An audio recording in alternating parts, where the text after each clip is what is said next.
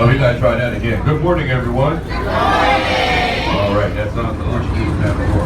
Everybody knows what that looks like. Little bubble floating on top. Those tentacles, they can get up to 165 feet in length, just depending on the depth of water that is. So if it's in shallow waters like this, it's not going to go up to 165 feet. Just depends on the depth of the water. The Portuguese man looks like a little bubble, looks like somebody blew a chewing gum bubble floating on top, purple, bluish in color. Yeah, stay away from that. Any guesses?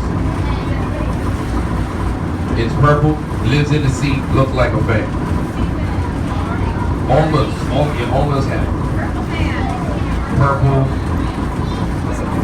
where is it? There you go, purple sea fan. Purple, it lives in the sea, it looks like a fan, the purple sea fan. You see how simple this is, right? Yeah. Now last but not least, we have the sea rod or the sea whip.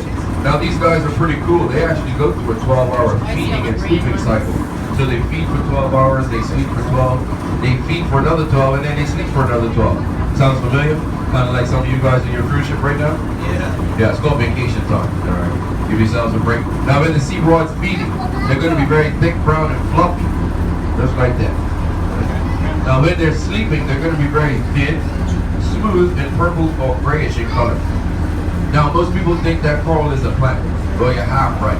It's a plant cell and an animal cell that live in a symbiotic relationship, so they work like a little team. Now the plant cell, it provides oxygen for the animal cell to survive. The animal cell in return provides carbon dioxide for the plant cell to survive. So like I said, they work like a little team.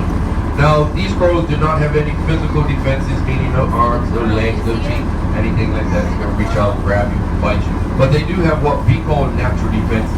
They will either cut, sting, or burn you. Now I'm not going to tell you which ones do which, simply because we don't want you to touch the corals.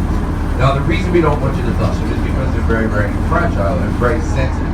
Now to show you how sensitive they really are, if you were to put your hand on a brain coral and come back in about 3 to 5 weeks, you're going to find the outline of your handprint embedded in the brain coral. Now if you came back about 3 to 5 months, that same piece of brain coral that you touched will probably now be dead. Now it takes the brain corals between 150 to 250 years just to grow to the size of a soccer ball. So this will give you an indication of how long it does take the coral reef to grow. Now because of this, we have a conservation act on our coral reefs in Bermuda. So if you were caught with a piece of coral in your possession, live or dead, you can receive up to a $10,000 fine by having that piece of coral in your possession. Now we also have a conservation act on the parrotfish. Now the parrotfish is very important to the reef system. We call him the reef leader. All right, now we are directly on top of the shipwreck. Yeah, it doesn't look like a shipwreck, huh? It's not going to look like the one in your neighbor's fish tank. That one does. You got excellent visibility over here. You go underwater, you look that way, you can see about 200, 200 feet of visibility. What's that? Yeah, yeah, you're going to see a lot better. Any other questions, guys? No, everybody pretty good?